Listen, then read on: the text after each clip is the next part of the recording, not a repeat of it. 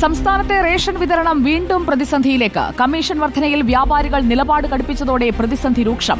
Commission വർധനയിൽ വ്യക്തത വേണമെന്നും വിദഗ്ധ സമിതി റിപ്പോർട്ട് തിരുത്തണമെന്നുമാണ് ആവശ്യം.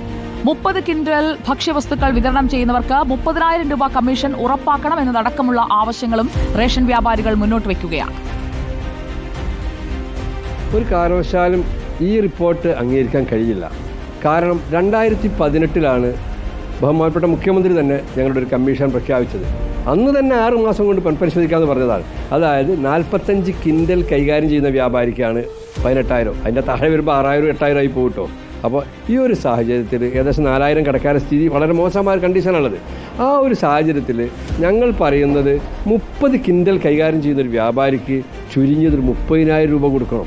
അപ്പോൾ ഞങ്ങൾ ഈ 30,000 രൂപ പറയുമ്പോൾ എന്താണെന്ന് സംശയം ഉണ്ടാവും. 1,000 രൂപ അതിൽ കടക്കാരൻ്റെ നമ്മുടെ സെയിൽസ്മാൻ്റെ വേതനം കൊടുക്കണം, കടയുടെ വാടക കൊടുക്കണം. എൻ്റെ കട കൂട്ട 8,000 രൂപ വാടക കൊടുക്കണം, 1,000 രൂപേൻ്റെ വരെ കറണ്ട് ചാർജ് അത് 9,000 ആയി.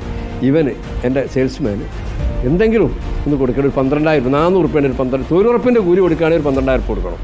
പിന്നെ എന്താണ് എനിക്ക് ബാക്കി ഉണ്ടാകുക 30,000 രൂപ കിട്ടിയാൽ? വിവരങ്ങളുമായി നമുക്കൊപ്പം തിരുവനന്തപുരത്ത് നിന്ന് ആദിൽ പാലോടും കോഴിക്കോട്ട് നിന്ന് സിനോജ് തോമസും ചേരുകയാണ്. Good evening Adil Palode. Ration വിതരണവുമായി ബന്ധപ്പെട്ട് ഒരു പ്രശ്നം തീർക്കുമ്പോൾ അടുത്ത പ്രശ്നം വരും. അതും പരിഹരിച്ചു കഴിയുമ്പോൾ ഇപ്പോൾ വന്നിരിക്കുന്നു കമ്മീഷൻ പ്രശ്നം.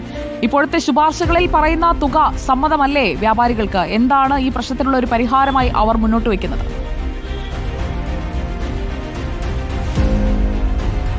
കമ്മീഷൻ കൂട്ടണമെന്ന ആവശ്യം വർഷങ്ങളായി റേഷൻ വ്യാപാരികൾക്കുണ്ട്. ഇത് പരിഹരിക്കാനായിട്ടാണ് സർക്കാർ ഒരു വകുപ്പ് തല വിദഗ്ധ സമിതിയെ നിയോഗിക്കുകയും അത് സംബന്ധിച്ചൊരു റിപ്പോർട്ട് സർക്കാരിന് ലഭിക്കുകയും ചെയ്തത്. ആ റിപ്പോർട്ടിൽ പറയുന്ന തുക അനുവദിക്കാൻ കഴിയില്ല എന്നുള്ളതാണ് റേഷൻ വ്യാപാരികൾ ഇപ്പോൾ പറയുന്നത്.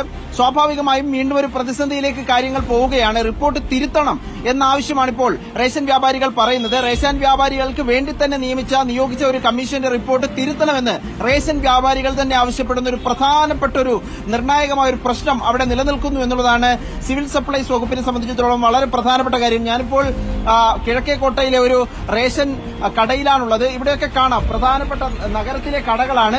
നഗരത്തിലെ കടകളിലൊക്കെ വലിയ തോതിൽ വാടക കൊടുക്കേണ്ടി വരും. എന്നാൽ വാടക ആ നിലയിൽ കൊടുക്കാൻ കഴിയാത്തൊരു സാഹചര്യം ഇവിടുത്തെ ആളുകൾക്കുണ്ട്.